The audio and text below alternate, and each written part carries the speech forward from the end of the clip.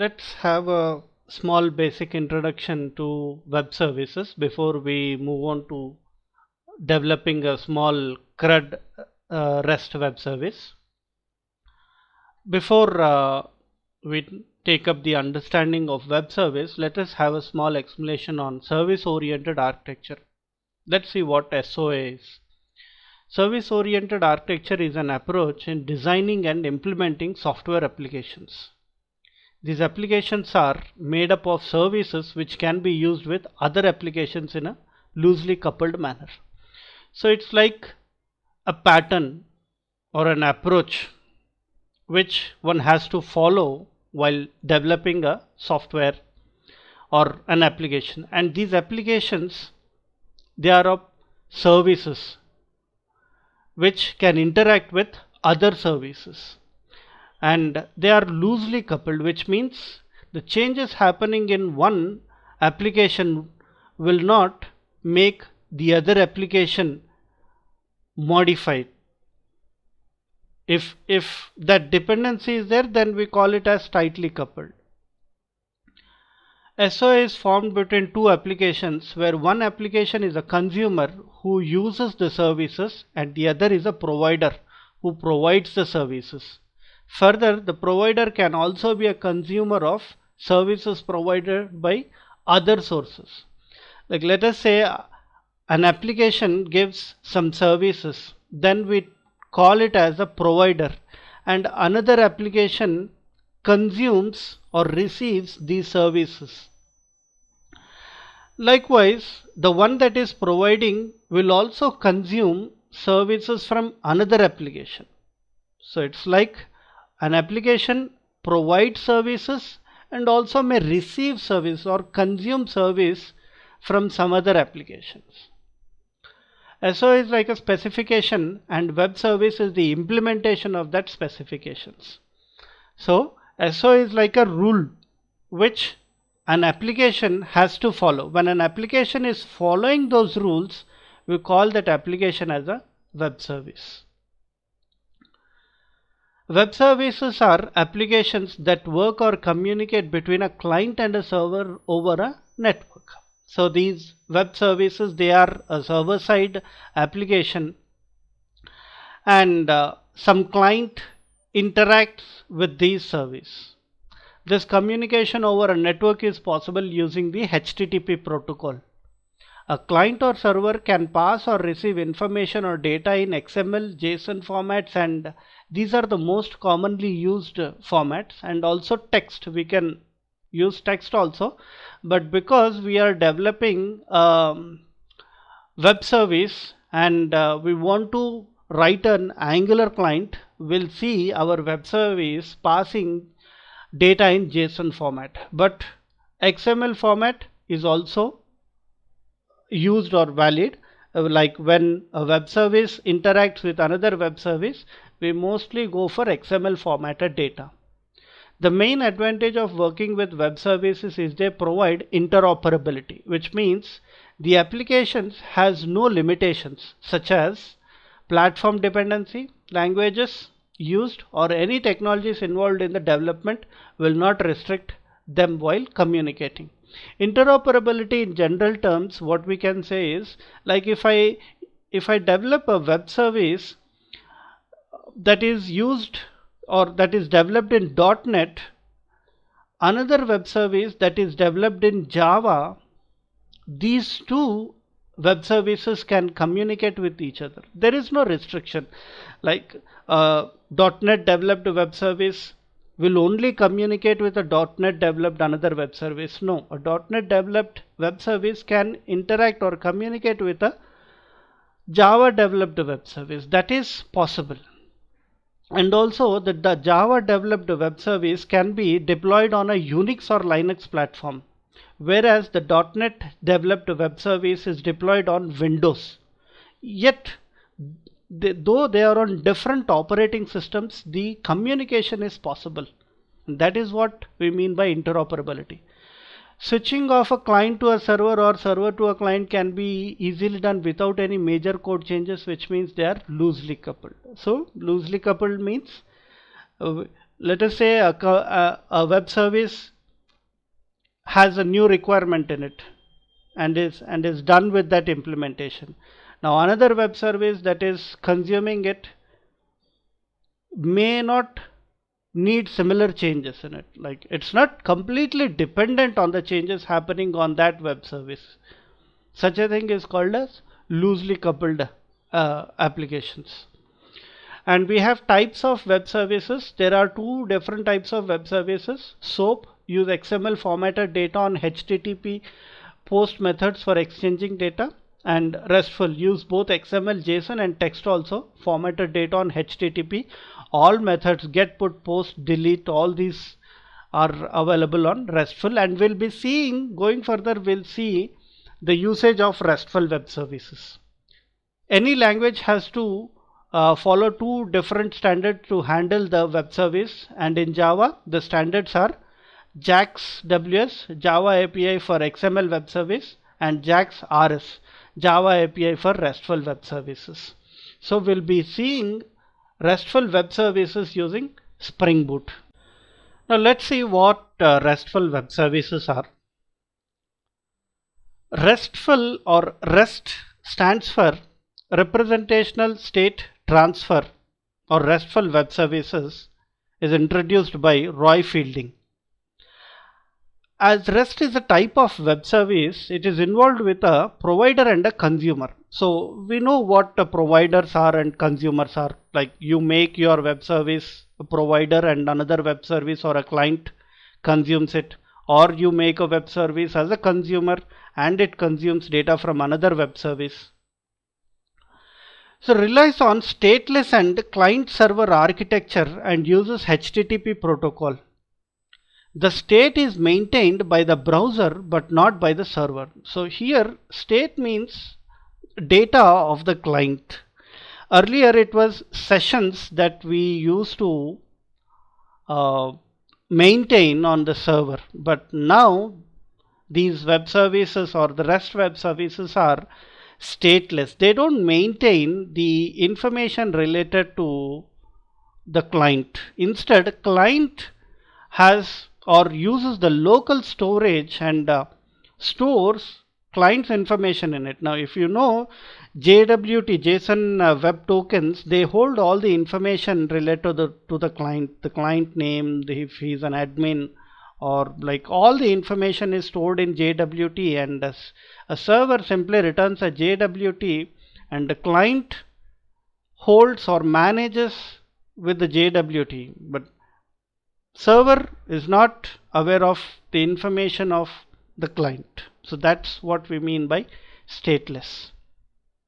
An advantage of RESTful web service is interoperability, which we saw, which means an application developed in any technology like Java, .NET, running on any platform like Unix, Windows, iOS, can communicate with another application running on a different platform. Again, a Java Unix installed web service communicating with a Windows installed web service and developed using any technology. This communication is possible for a formatted data. When we interact with the web service, we use certain URLs. So that we'll see what URI is. Uniform Resource Identifiers uniquely identify a particular resource to perform the CRUD operations. We'll see what resource are in detail. A URL, Uniform Resource Locator, looks something like this: http://www.coding365days.com/API/courses ? Start equal to 1 and limit equal to 5. This is a URL, a complete URL, which we will be regularly seeing in our day-to-day web usage, described as, and if we divide this entire URL into parts, then we'll see these number of points to understand. HTTP is the protocol. Earlier we used to have FTP, file transfer protocol, wherein you can simply transfer file from one machine to another machine. Now we are using HTTP as a protocol.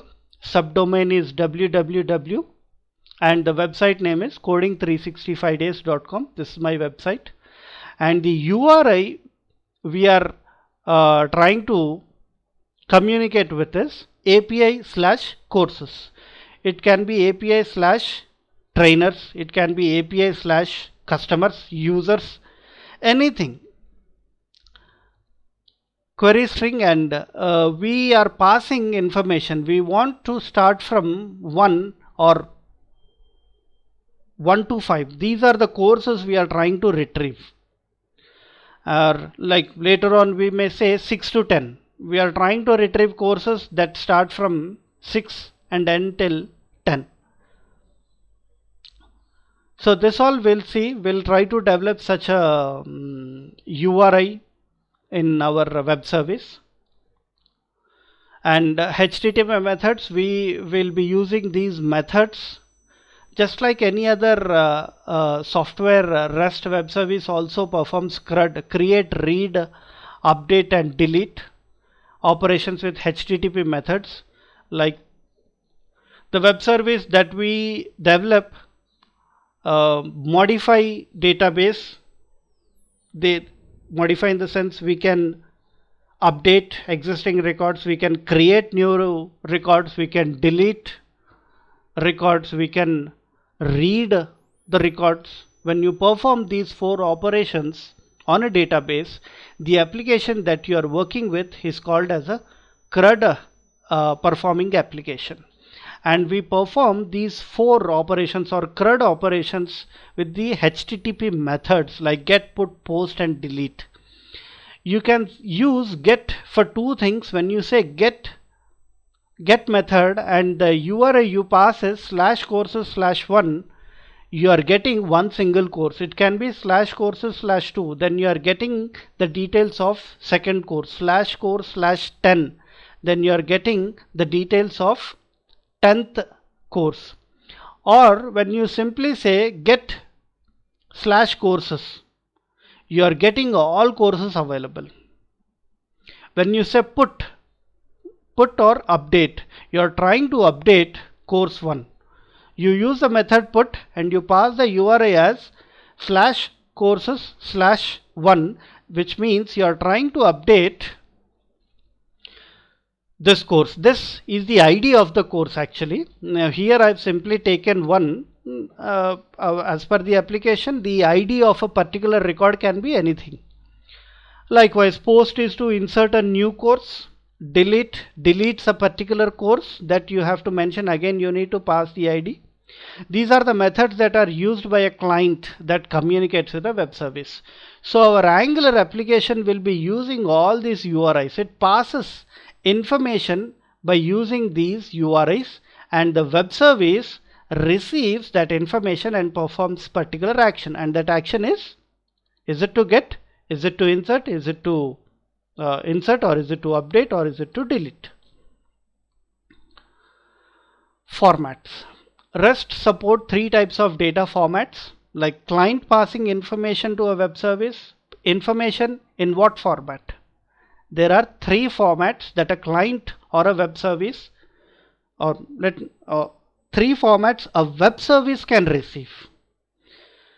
These days clients are JSON or JavaScript related technologies. What clients are developed, whatever client that you work on, they are with the JavaScript related technology like a React or a Vue.js or AngularJS. No matter what front-end technology you say, they are JavaScript related technology. So they only understand JSON.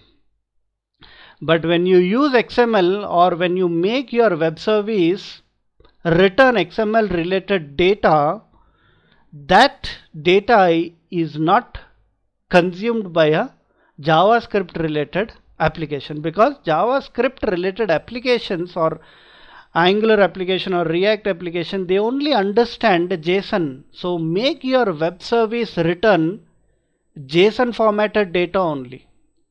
But what if my web service has to communicate with another web service?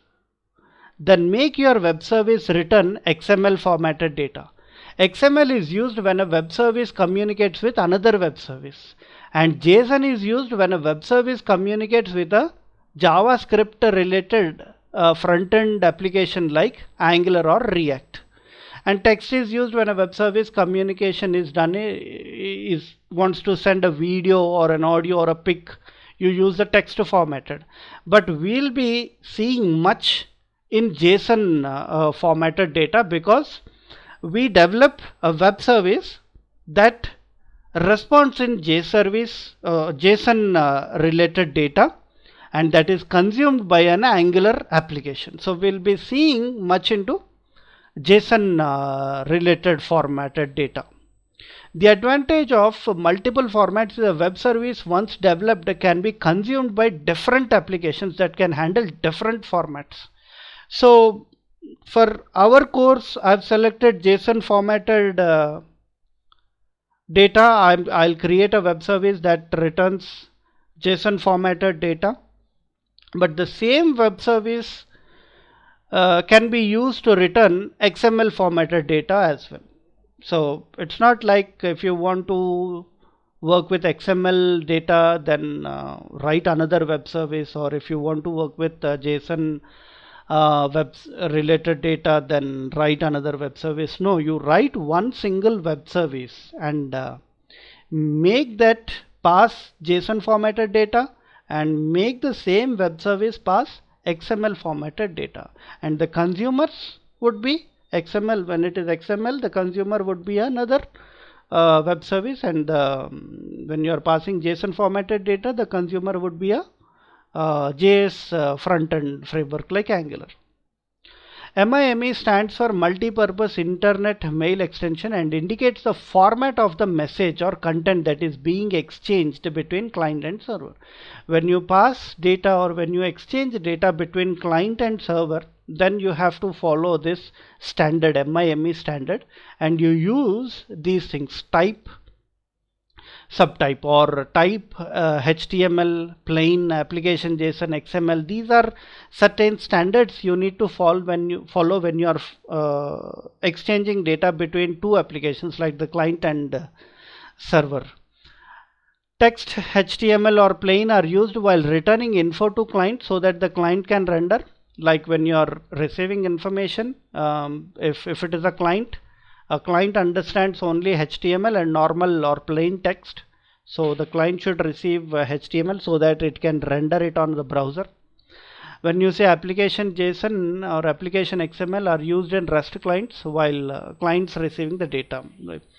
We use a client called as Postman to test our web service. Therein we will be seeing the usage of application/JSON.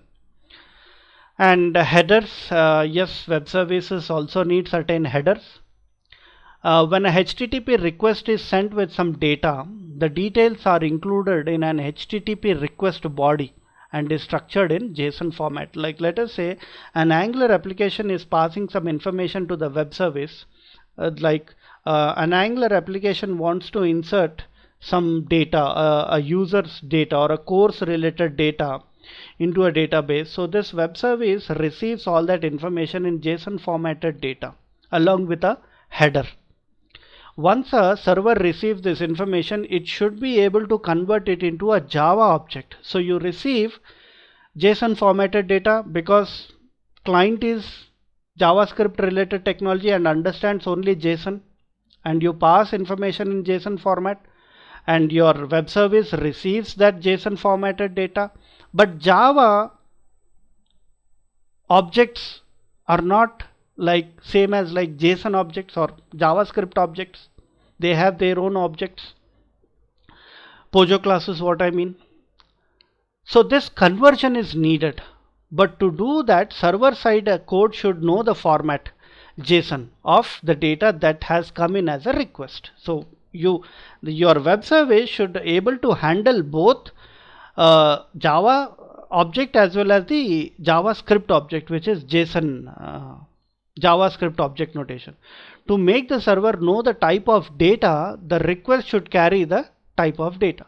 Similarly, when a server responds with some data to a client, server has to mention the type or format of the data being sent.